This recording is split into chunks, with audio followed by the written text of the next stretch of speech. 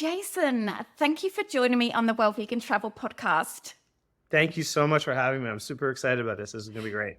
Same here. I am really thrilled because you are located fairly close to me in British Columbia. And it just so happens that my partner, Seb, me also, but especially Seb, is possibly one of the biggest fans of your work. Yeah, well, we really appreciate it for sure. So before we get started, Jason, and the topic of the podcast, which is how travel inspired like a vegan brand and vegan businesses, why don't you tell us a little bit about what it is that you do in the vegan space? I think really good place to start. I can give you a little bit of my vegan backstory and then walk you into what I did. But I've been vegan for almost 20 years. Came to veganism originally as a health concern, like a lot of people. Then started watching the documentaries and learning more about what was going on and kind of took more of a holistic approach. I was vegan for a series of years, and about maybe 10 years ago, like a lot of people, I watched Earthlings. After watching Earthlings, it came to me that there was more that I could do than just be a vegan for me, and that I had to be part of a solution to make change. I saw like a holistic problem that was just much bigger than I ever appreciated. So that really is where we got started. I had been in the restaurant industry in the past. At the time, I was in the grocery industry. I had like foods to support healing. So I had Crohn's disease. That was what I had. And part of my journey back from Crohn's disease, a buddy of mine was diagnosed with skin cancer. So his doctor at the time, which was not very common, recommended he try a plant-based diet. So I went on board for the ride to support him. And in doing so, I ended up healing my gut. So we had a grocery store that had foods to support healing. It was a philosophically different approach for a grocery store at the time. And I ended up over time becoming more and more interested in trying to support veganism. I thought natural foods and organics and making these choices were personal choices to improve a person's health, whereas the animals are voiceless. They didn't have any say in what was going on. And I kind of felt it to be my responsibility to be part of that change. So this store was called Antony and Sons. And so what we did was with Antony and Sons, we had the existing infrastructure. We attended a vegetarian trade show. It was called Veg Expo at the time in Vancouver, and it's now called Planted.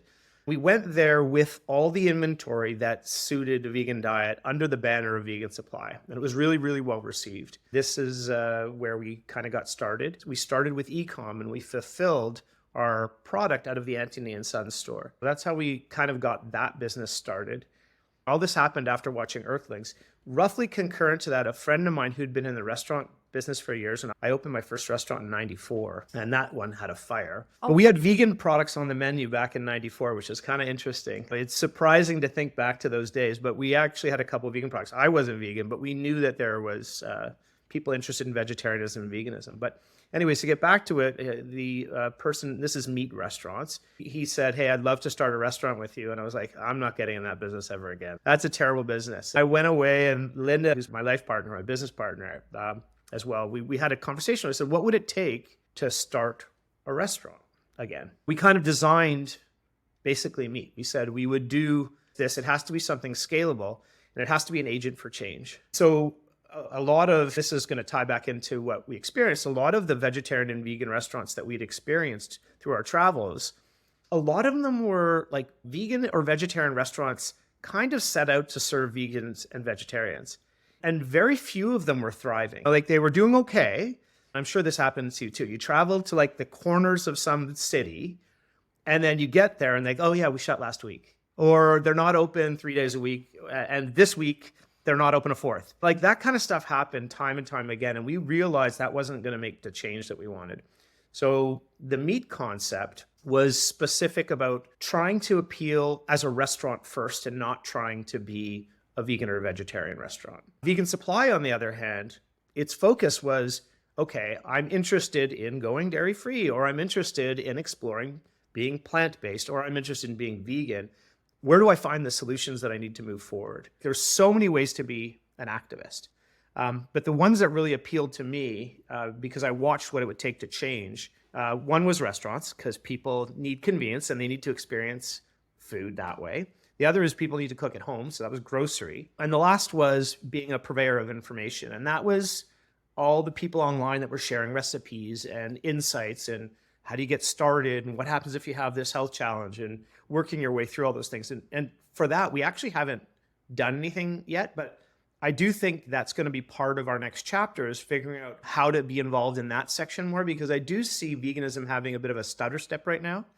And I think that collaboration is going to be something that, again, we can expand upon this later if you wish, but I think that's going to be something that's part of how we're going to move forward to our kind of our next stage in our evolution as a community. I'm really excited about that. But that's kind of the origin story of the businesses, and they've evolved over time.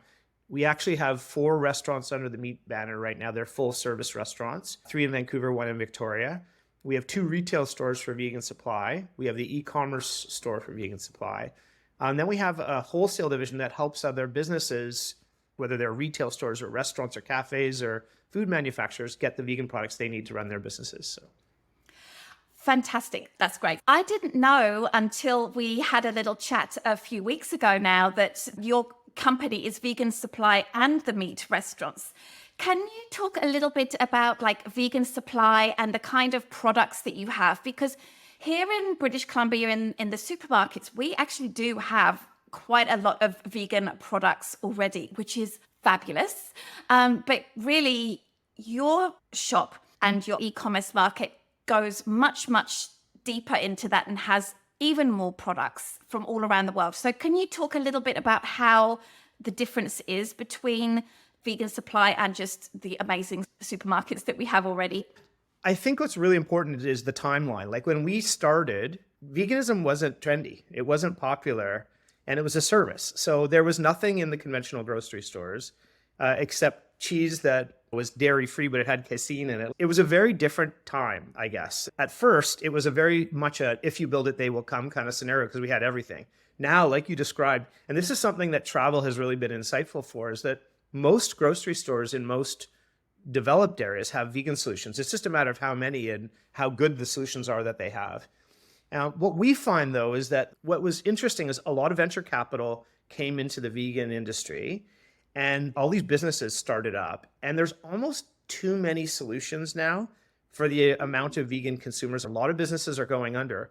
And unfortunately, it's not always like the best businesses survive. It's kind of like the best managed businesses survive. So some great products come and they go. What we're trying to do is sift through to try and find the products that are the best products and make sure that we provide support for those. And also small businesses, we like to give opportunities for young entrepreneurs to get started and have their first foray into figuring out packaging and all the compliance issues. Just like we look everywhere to try and find great products. So we're always looking to try and find the latest bacon, because bacon is like, it's a gateway drug, right? So we need to make sure that we have solutions that people can rationalize a transition, really is what it comes down to. We're always trying to be agents for change.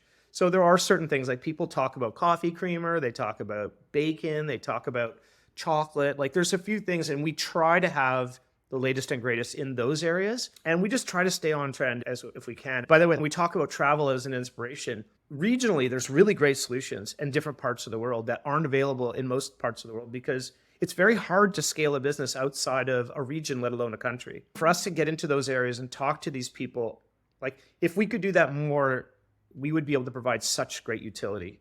It's just expensive and it's difficult, but I find it really enjoyable. So I'd love to be able to do more of it. But the grocery business is a very low margin. It's not a very financially rewarding business selling low margin, low volume. Right. You have to be in the other quadrant of the matrix to do well with that. But again, that's not why we're here. We always said when we started, for us to go out of business because everybody's vegan, that's perfect. That's amazing. That's a huge marker. It's not the success that most people strive for when they're trying to start a business. And this is the thing, when you're building a social enterprise, your goals are a little different. But that's really where we're heading, is trying to make the change and find the products that are unique. That's really interesting to me. A few years ago, I was really into the brand Vigusto, which I'm sure you're aware of. It's like a Swiss brand. There are some comparable products now, but at the time, I really loved that brand. I was really curious about because you stock it, right? Are you talking which brand? Vigusto. It's a Swiss cheese brand. I am pretty sure you stock it. So we import stuff directly ourselves, and then we have third-party importers. Like today, I just picked up the vegan Kit Kat from the UK. So we'll have that stocked shortly. Like they come and they go. And this is kind of what I was saying. So the brand sounds familiar, but I don't know it because there's a Gusta brand from Canada, but that's not what you're talking about. So No, no. yeah. Yeah, I mean, this is what I learned when I found out about this brand that was only available in Europe and North America. And at the time I was living in Asia, I spotted in Australia and I asked the staff, they're like, how is it that you get this? And they're like, well, we have to import it ourselves. And I think that's probably what you do as well, rather than Vigusto, who's not interested in sort of distributing or setting up an area here. And I learned through that experience that it's really hard to import products like this. It's that Yeah. I know from my experience delving into this whole Vigusto issue that it's actually quite hard to import products like this. And I'm sure most supermarkets would only want to do that if they were really sure that they were going to sell a lot of volume. And as you said, it's low volume that you're selling. So it must be really a labor of love to get these products imported. But am I right? It is really hard to import these products, particularly perishable products? Yeah, exactly. This is perishable ones are really where the problem lies. Is shipping is expensive for conventional products from all parts of the world, and volume is an issue because everything really works on a palletized system for cargo and stuff like that. And in very few cases can you afford to go against short shelf life dates. With volume products, trying to estimate your volume is really challenging in the business. But with refrigerated and frozen products, like it's super tough to try and figure out how to navigate that and bring in the right amount of product that you're going to be able to move. And this is where you get into this interesting thing of like heavily prepared foods versus healthier choices versus confectionery items. Like there's just so many different, there's a lot of nuance there. Sharing the risk and pre-ordering and things like that is ideal. Like if you can find people who are like, hey, I've been waiting for that product forever, you get a list of people who want to join for the ride. That's what I think something we're going to do more of. And we might not even carry the products long term, but we'll do it on maybe a seasonal basis or something where we'll bring in products from other parts of the world and get pre-orders for people who are kind of wanting to join in, and everybody will just share in the shipping costs and stuff like that. And I think that is going to be something that will happen more because, as I said, there's some really great solutions in like in Europe, there's some great things going on right now. Like Europe is very progressive, and in North America have more of those solutions here. I'd love to do that. And I think they'd probably say the same thing about us, but it would be great to see if we can figure out a way to get things moving around the world to make it easier to be vegan is really what it comes down to.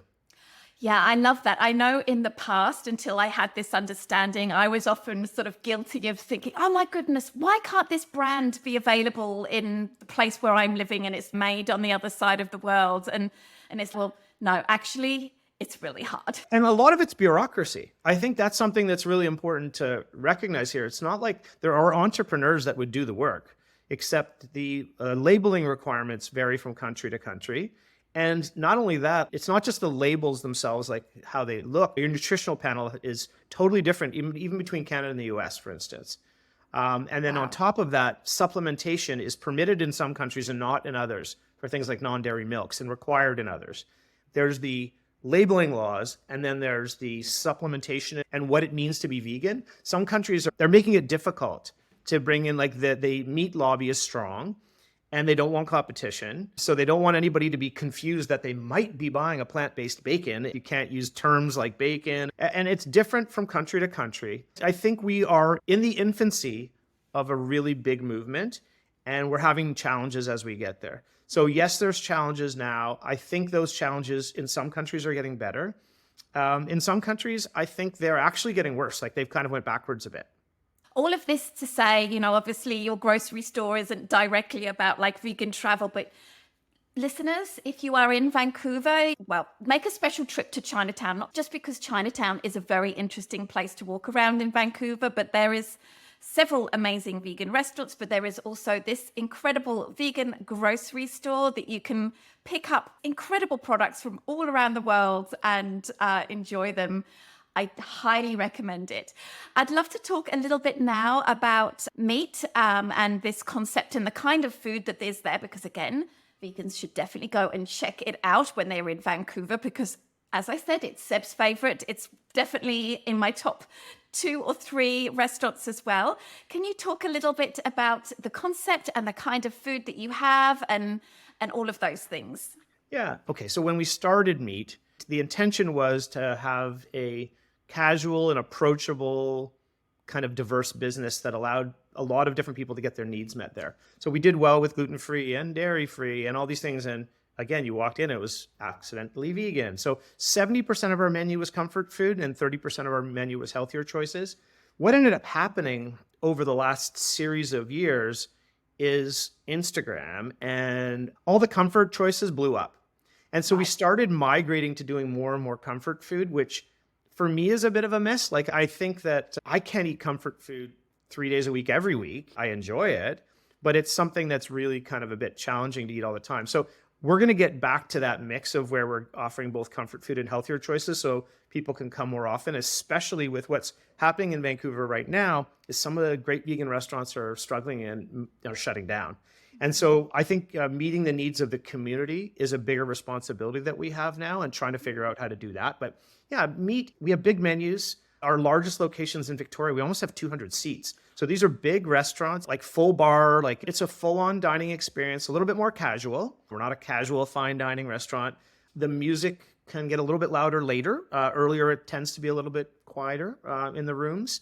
In Victoria, because the room's large, we can do private parties and stuff. But yeah, again, cocktail list. It just feels like a restaurant experience where you don't have to wonder whether or not you're going to end up with like a shrimp in your fries or somebody's going to put real cheese on your burger that day. I don't know how many times this has happened. You go to restaurants that have vegan options and you can rationalize your head away. I don't mind them frying in the same fryer, but then you get an animal product in your fries and it's kind of gross. Like we went to a pho restaurant once, and again, this is disgusting, I know, but these types of experiences happen where like a little bit of fur, and I don't know how this happened. The fur, animal fur was in the fur?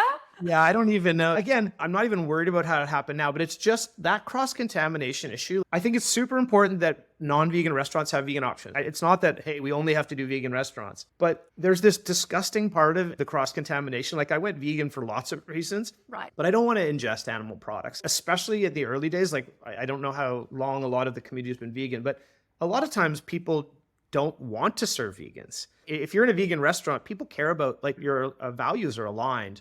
And even though not all the staff are vegan, they can't put non-vegan products in your food just to get back at you. I'm excited to see where more restaurants have better options and more thorough menu placement kind of solutions. Because right now, even in the restaurants that are doing it, like you went to a point where you got the red sauce on pasta or hummus with sliced vegetables. Oh, in Whistler, it's always falafel wrap. Oh my gosh. Yeah, exactly. And then in some places now, the solution is a Beyond Burger.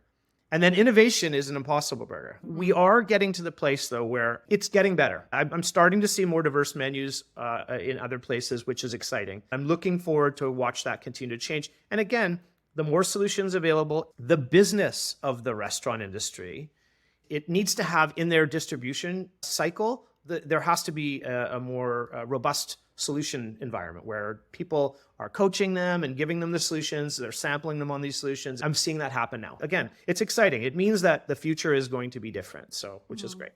Before we get onto the travel aspect, something I would really love our listeners to be aware of is that there are a lot of really exciting things about the meat restaurants in terms of the dining experience there. This is my observation and my perspective. And there are some amazing vegan restaurants in Vancouver. But something that I've noticed about meat, it was, first of all, you have 3 branches in Vancouver and 1 in Victoria, in my opinion, huge in itself. But you have like a weekly special that is different in every single restaurant, which blows my mind. You now have a brunch menu that, correct me if I'm wrong, is available every day from like morning until I'm guessing about 3 o'clock in the afternoon. Like when we brought my friends Colleen and David there a few weeks ago, and we actually had our meetup a few hours later by the bar area of one of your restaurants, they actually commented, wow, I wish we had something like this in San Francisco, because it really is that incredible. You have happy hour, you have outdoor patio spaces as well as the dine-in areas. I mean, it's something that's quite special and unique. Yeah, the specials, I think for me are part of like one of the things that it makes the whole experience that much better because the menu, like we haven't innovated as much on our menu as I would have liked to see, but the specials are incredible. And like our Instagram page, if you go back through our Instagram pages for all the different locations, you get to see all the different things that are being tried. Some of them are better than others, but there's always food that it is interesting and different than our conventional menu. So there are people that all they do is they look at on Instagram, they check out what the features are, and they go to the different locations based on the features.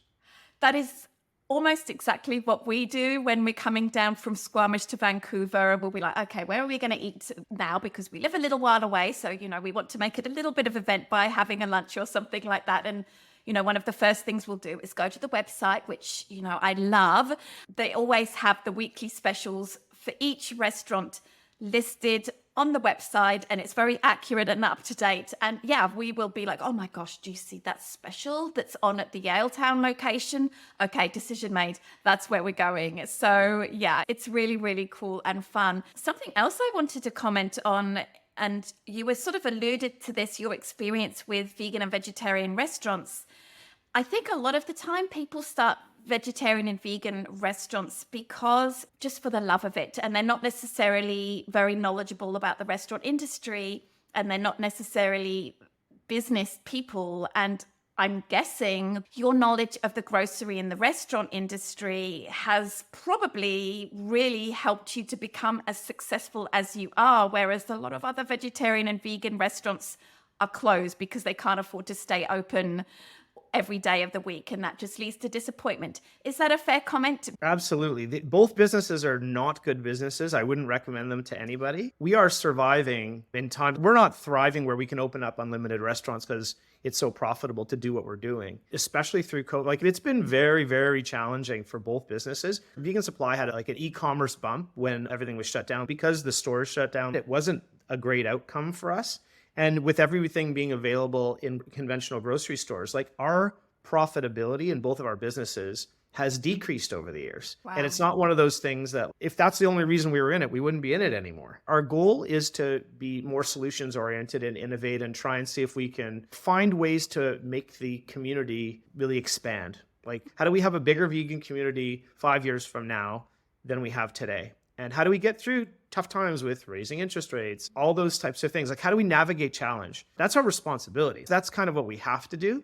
And we're always down to collaborate. Like, we've tried to collaborate with a series of businesses that were struggling along the way, but it doesn't always work. So some businesses are really like, we just sit down and we chat about solutions, and other businesses are really tight to their chest and want to do things on their own. And so everybody has their own approach. And other businesses right now, by the way, are thriving. Like, there are restaurants and there are consumer packaged goods that are just blowing up all over the world. Like, there's some great success stories, even amidst this challenged economy that we're in. So there are ways for anybody who's interested in going down this path. If your goals aren't financial and you're prepared to be a student constantly, I think this is something that's really worthwhile for a lot of people to do. There's a lot of people who have a lot of skill in this area. It's a lot of it, just like life in general. You have to manage your expectations. Like, if your goals aren't financial, you can make some great change. I love it. I love it. And I'm really keen towards the end of this recording. I would love to know what your future goals are for what it is that you're doing. But I would really like to talk about the travel part of this as well, because you are quite widely traveled, and you talked a little bit about how travel taught you a lot about what you wanted to create. So would you mind sharing how travel came to be a part of what it is that you're doing now, and just travel generally, your attitude to travel and how it's been influential in your life? Yeah. So there are obviously lots of questions there. A story that really strikes me, being in Vancouver, I remember driving down to Seattle just to get donuts. Mighty O Donuts was down in Seattle years ago. There wasn't a vegan donut shop in Canada. And we used to make trips, and I think people do this. Like, people will go to restaurants. People will go travel to a city just to have a dining experience. Yeah, travel for vegan food. For sure, yeah. I know that for me, we've done that in different ways for years. Like, it's just forever. When you layer upon that experience after experience after experience, like, your travel almost becomes very heavily connected to the food choices you have in those different places that you go to.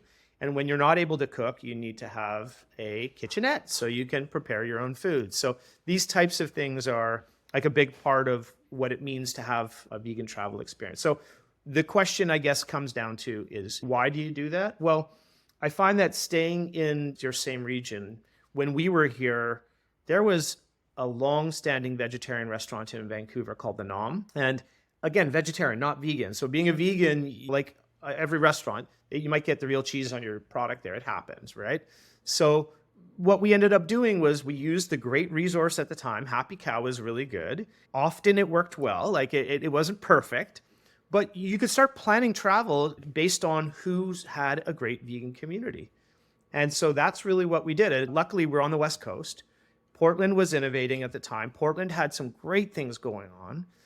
And we started to extend our reach. I used to go down to California for the Natural Products Expo, and that served the needs of the Antony and Sons business, and then soon to serve the needs of meat. That's where we first met the guys from Beyond Meat when they first launched the product.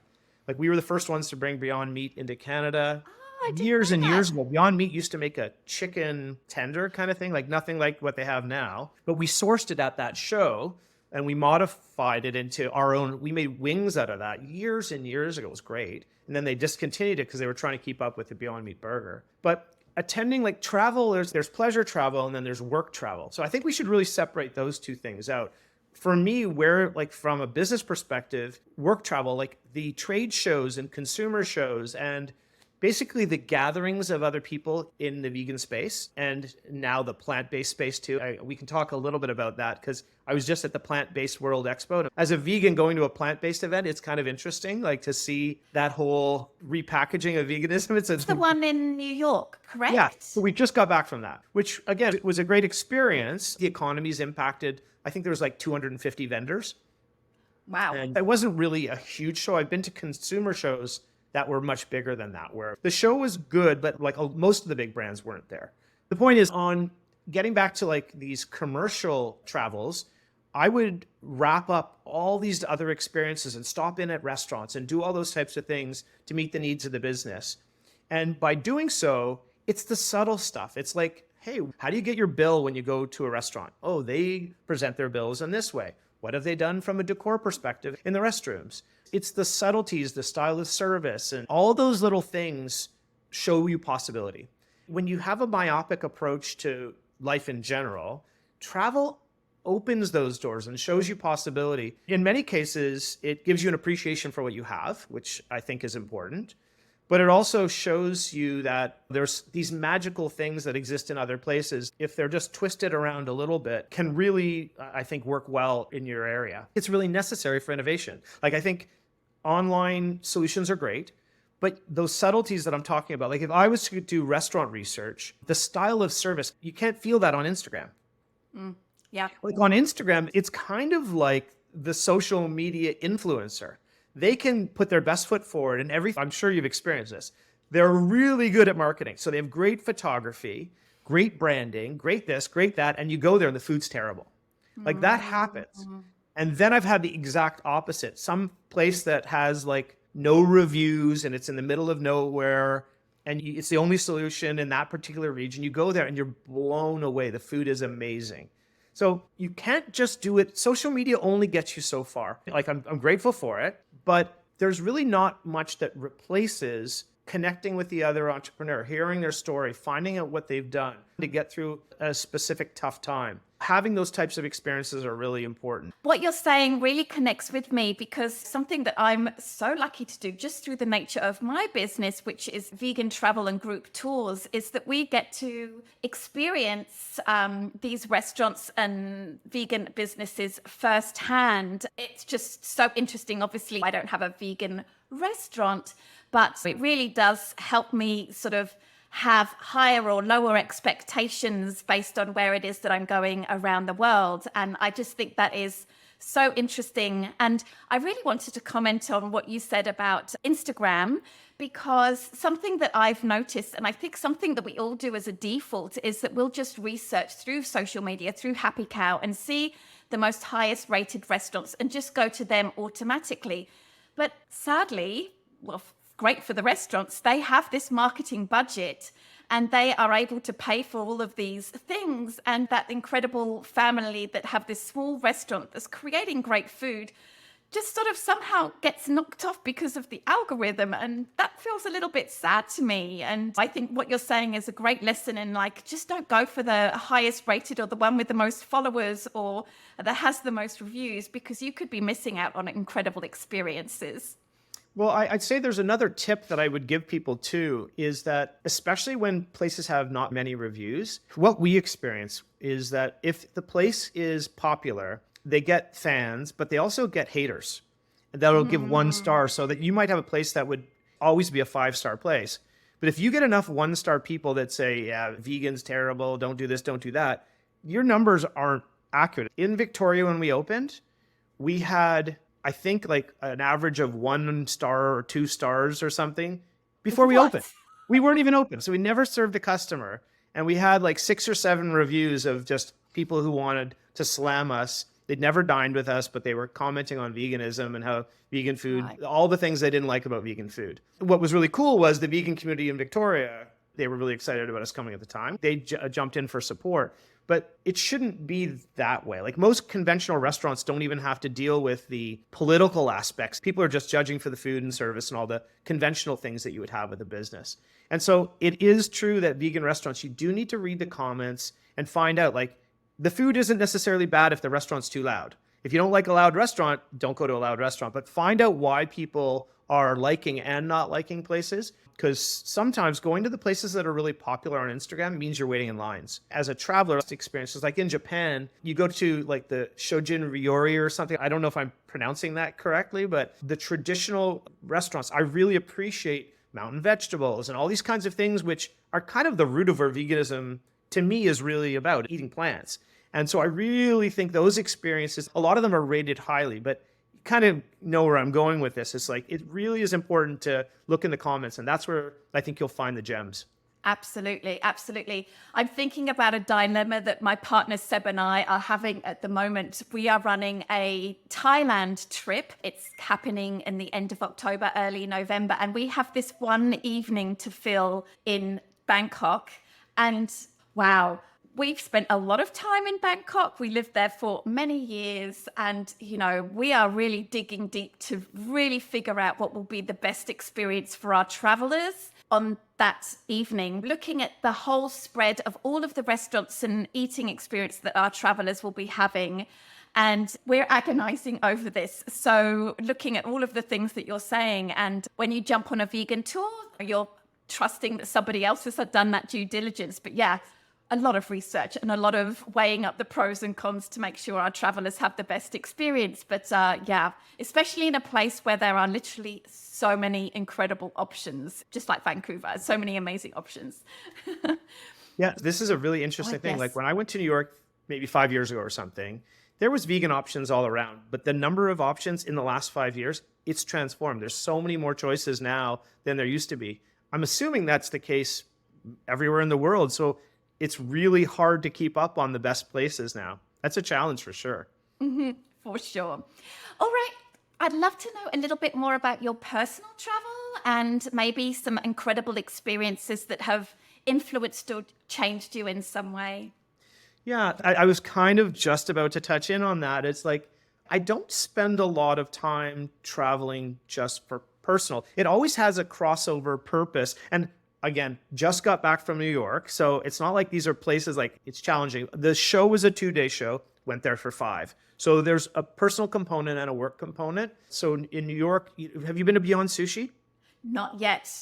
Okay. So Beyond Sushi, that group has a series of different restaurants. So they had a place called Willow and I think a Nixie and Coletta, and they have like all these different restaurants. So it's kind of like a restaurant group. We ended up going to Beyond Sushi and Willow and a Nixie, and we kind of ended up sessioning this restaurateur's different places.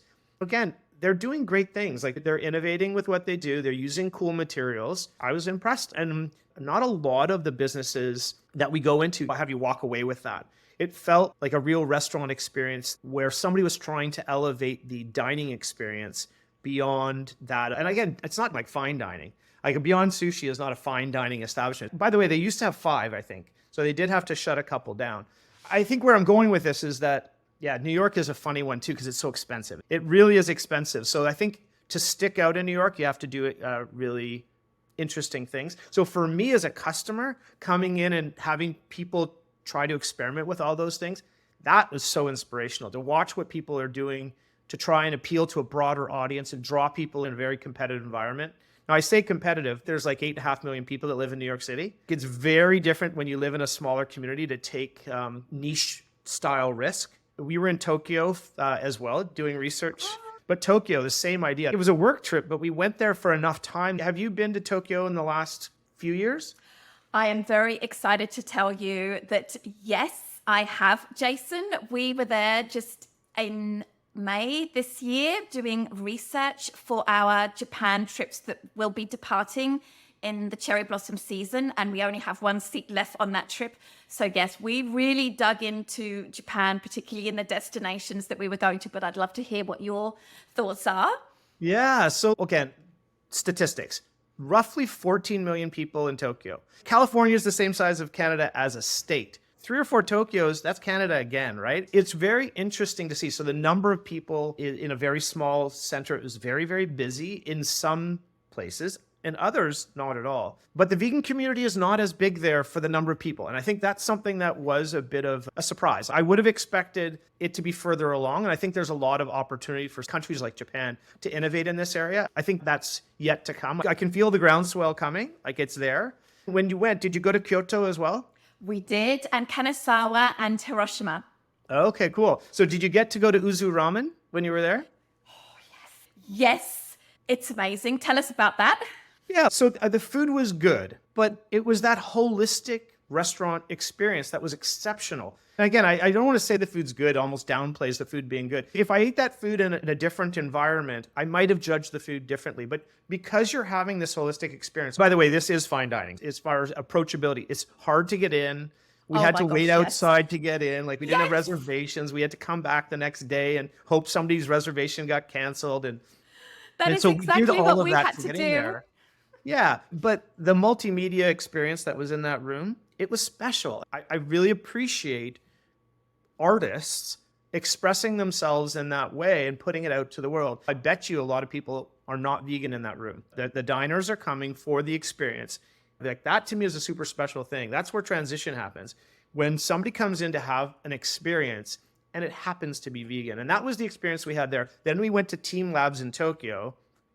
And outside of that, there's that little kiosk where they had like the Uzu team, I guess, providing ramen there. It was good. It was just those kinds of experiences, even in a place that isn't as progressive when it comes to vegan. We had great experiences in Japan. Like I want to go back. It was great. We talk about experiences, the 7-Elevens, all those things. You have to find what's vegan in those places because your packaging is not in English. So you have to be able to translate things and figure out if you're not a native speaker. But that's part of the fun. That's part of the excitement. So yeah, it was great. Now, were those personal trips? I think to validate the spend is like, this is something, finding a way to connect it to a business. If you're a writer, if you're a photographer, if you're doing some sort of creative pursuit, it does help if you can connect it back to a business pursuit, just because it gets expensive. Yeah, it really does. And I often find as well that when Seb and I are traveling personally, we'll often end up going to vegan restaurants and looking at it through a business lens as well. It's really interesting just how much my business has spilled over into personal stuff as well. And yes, a funny anecdote about Uzu and Japanese restaurants. Anyway, most vegan Japanese restaurants in Japan are really small. I don't know whether you noticed that. And we want to take a group to these restaurants. We deliberately decided to choose 16 as being our maximum group size. And then the 4 of us organizers, let's say, that makes 20. That really limits the number of restaurants that you can go to, which is one way you could say, well, traveling independently is better than traveling in a group because you can actually go to these teeny tiny restaurants. We went to Uzu and loved it, thought it would be an amazing experience for our groups that are going there. I thought surely they would be able to squeeze this amount of people. And we approached them and we spoke to the manager and he's like, no, sorry, not interested. That can often happen in Japan. And he doesn't need to because he's got like these huge waiting lists of people to come in. He just wants to keep it that way. But that definitely has been my experience in Japan. And honestly, it's what has made this Japan trip the most challenging to put together. So we're still working on it. We will see. Well, I'd be happy to offline give you a couple suggestions there. There seems to be restaurant groups that develop in each city that you don't realize are part of the same Right. thing. And Tokyo is no different. Like they have a series of businesses like Teas Tantan. You got to go to Teas? I can't remember now. Yes, but go ahead. Yeah, so Teas Tantan, they have a series of locations, but they actually have them in train stations. Some of these train stations have millions of people that go through them per day or something. It's a baffling number, but a lot of people will go pay admission to, you pay like you're going on a trip somewhere, and then you go eat in the restaurant and then you go out. So you've actually paid to enter the transit system to eat in these restaurants if they're close by. We've done that in more than one occasion for different businesses. That was a really good example of a business. They operate their business differently, Teas Tantan. Do you remember when you go to some of the businesses, how you buy the little ticket outside and then you bring it in and you give it to them and then they fulfill the order inside? That was kind of operationally different. Labor is a challenge for businesses, and in many cases, we go into restaurants where there's one or two staff. You just don't experience that the same. Like we have so many staff working in our restaurants to try and keep the wheels going and stuff. It was really interesting to see all the possibility. Yeah, Japan restaurants, they have some really interesting ways of structuring their restaurants, ordering. One of the things that I love and I wish that restaurants would do in North America is the bell to get service.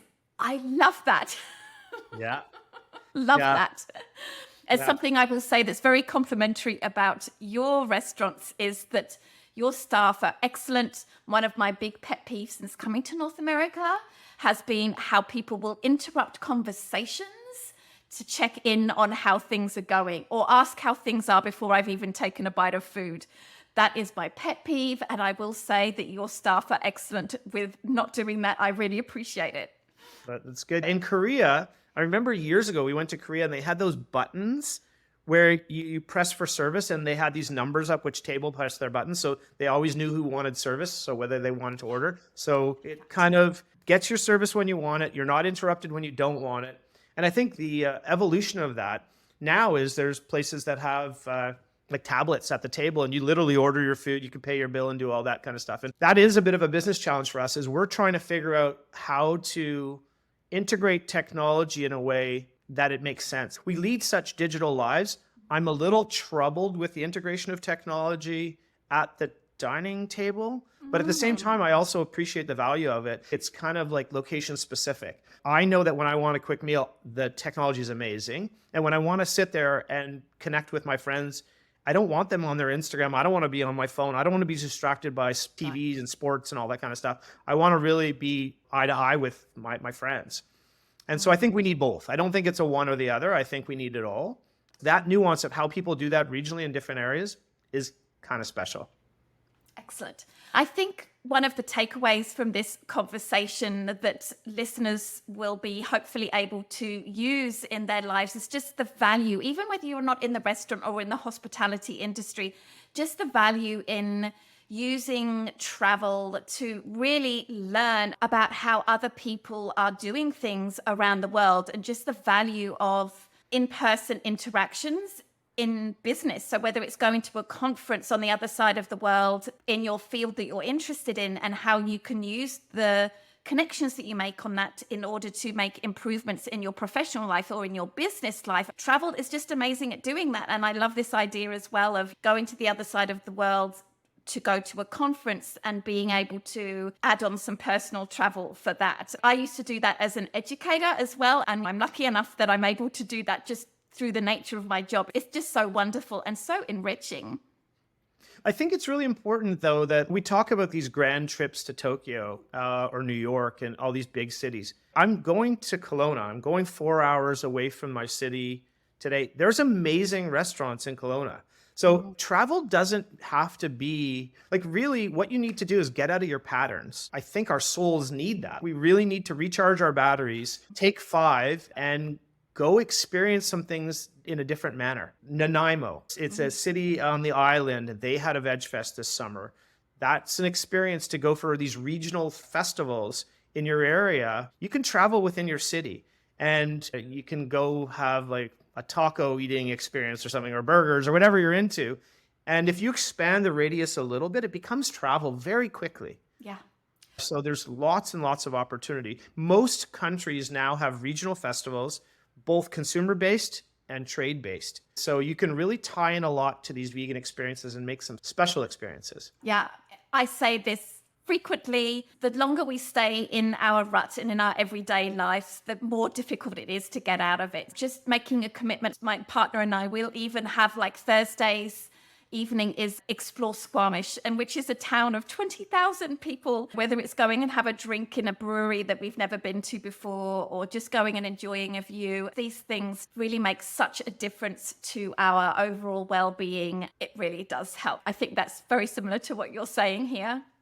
Yeah. And there's some people live in urban environments, but if you have a bike and you have pannier bags, you can surprisingly get far on a bike too. And you can find yourself in a very, very different environment pretty quick. And we're really fortunate here. We're very spoiled. So we can go into an area called the Gulf Islands here and literally ride our bikes to the ferry terminals and be in a totally different environment in a very short period of time. I'd really encourage everybody to try to find their version of travel.